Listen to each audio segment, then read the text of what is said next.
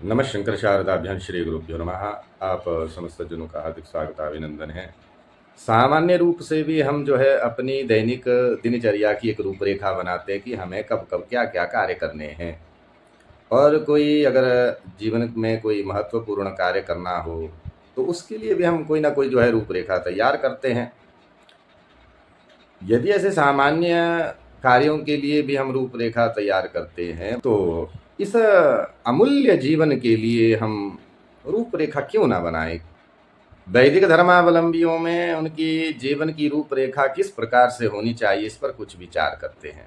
द्विजों के लिए वैदिक परंपरा अनुसार सामान्य एक रूपरेखा पर हम विचार करते हैं।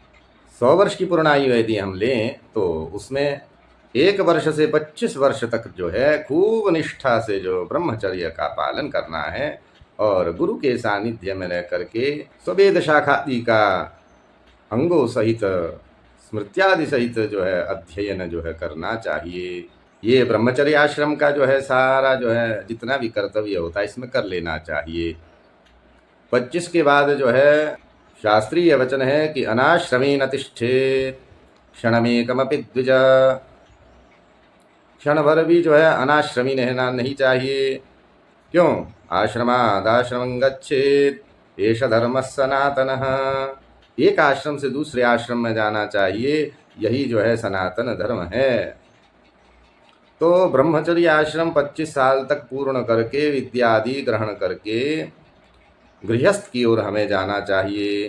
अथा तो धर्म जिज्ञासा, यहाँ से परे धर्म की जिज्ञासा करनी चाहिए। 25 से 50 वर्ष के बीच में गृहस्थ धर्म का पालन करना चाहिए। इसमें ब्राह्मण ग्रंथों में कहे हुए कर्तव्य नियमों का बड़ी निष्ठा से जो है पालन करना चाहिए। विधिवत पानी ग्रहण करके अग्नि संचयन करना चाहिए, स्मार्ताग्नि का चयन करें।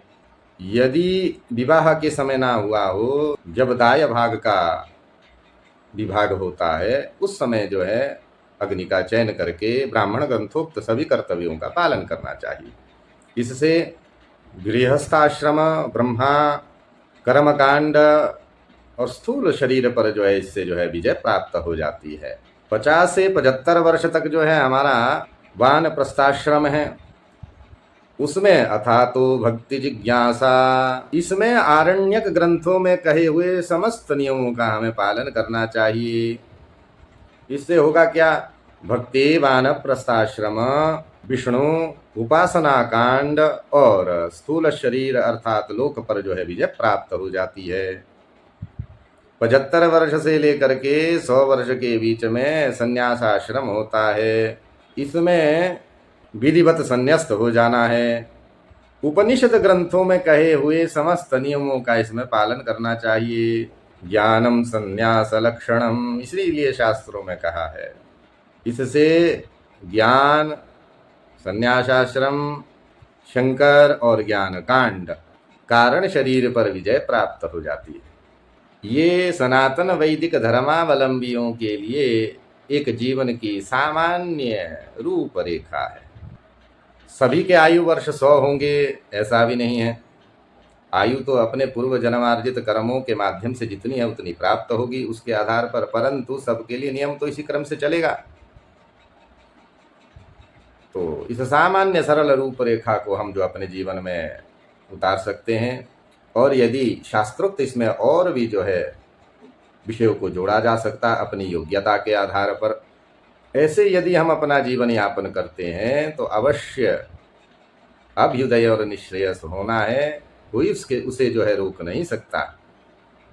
आज इस भाग दौड़ के जीवन में वैज्ञानिक विचारधारा में लोग बहे जा रहे हैं। ऐसा नहीं है कि विज्ञान को नहीं मानना है, परंतु हमारे अभ्युदय निश्रेयस में बाधक ना बने इस प्रकार से बरतना है।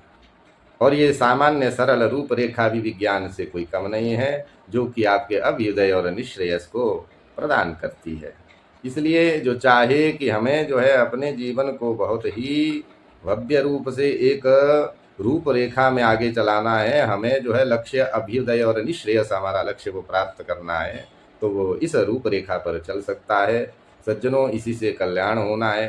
शेष तो 84 के फेरे हैं। आप सब जानकार इस विषय के हैं। अतः भगवती हमें इस ओर प्रेरित करे। हर नमः पार्वती पतये। हर हर महादेव शंभो। जय श्री राम।